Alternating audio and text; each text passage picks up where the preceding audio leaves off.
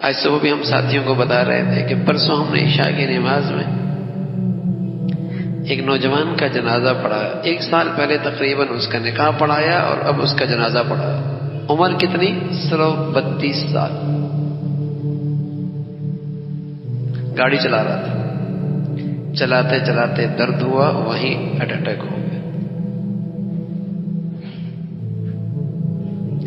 تو دنیا کا مالک تو کسی وقت بھی بلا سکتا ہے، یہ گھر تو کسی وقت ہی چھوڑنا پڑے گا. سڑک پہ ہوں گے، گھر پہ آنے کی فرصت بھی کوئی نہیں ملے گی. دفتر میں ہوں گے، اماں ابا کو ملاقات کا بھی موقع نہیں ملے گا.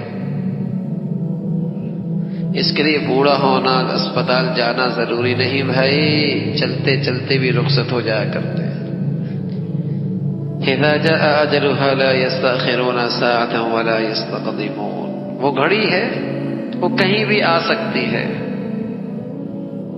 اللہ کے نبی صلی اللہ علیہ وسلم اس امت کے سب سے مہربان نبی، سب سے شفقت اور سب سے زیادہ خیر خواہ نبی، ایک دن فرمانے لگے یہ انسان ہے اور یہ اس کی اجل ہے اور اس کی امیدیں اور اس کی آرزویں، اشارہ کی ہاتھ سے، یہ جا رہے ہیں پیچھے پیچھے، چلی جا رہی ہے.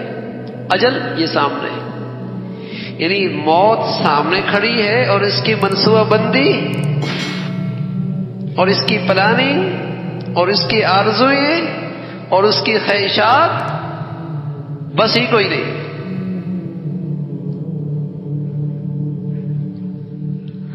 اور روز ہی جانے والوں کا یہ تماشا دیکھ رہا ہے، سن رہا ہے.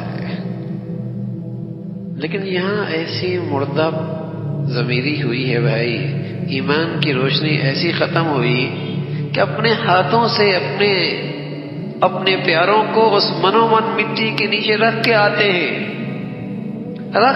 ہیں. لیکن دیر کوئی نہیں لگتی، ایسا لگتا ہے ہم نے کوئی نہیں جانا، جانے والا جا چکا. پتہ نہیں کتنے ایسے لوگوں کو اٹھا کے وہاں منو من مٹی چھوڑ کے آئے. صبح یہاں، شام منو من مٹی کے نیچے، صبح اس جہان میں، کل اس جہان میں، روز ہی منظر دیکھ رہے ہیں. یہ غفلت، یہ گناہوں کی ظلمت کا اثر ہے میرے عزیزو. اس گھر کو بھول ہی چکے. حالانکہ یہ موت ایک ایسا سچ ہے کہ دنیا کے کسی انسان نے اس کا انکار نہیں کیا. ایسا سچ ہے.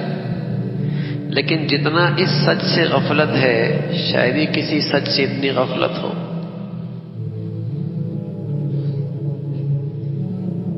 تو وہی ہدایت کا نور جب بڑھیا ہوگا تو پھر دلچسپی اور پھر توجہ اور پھر فکر اس جہان سے زیادہ اس جہان کی ہو جائے گی، اس گھر سے زیادہ اس گھر کی ہوگی.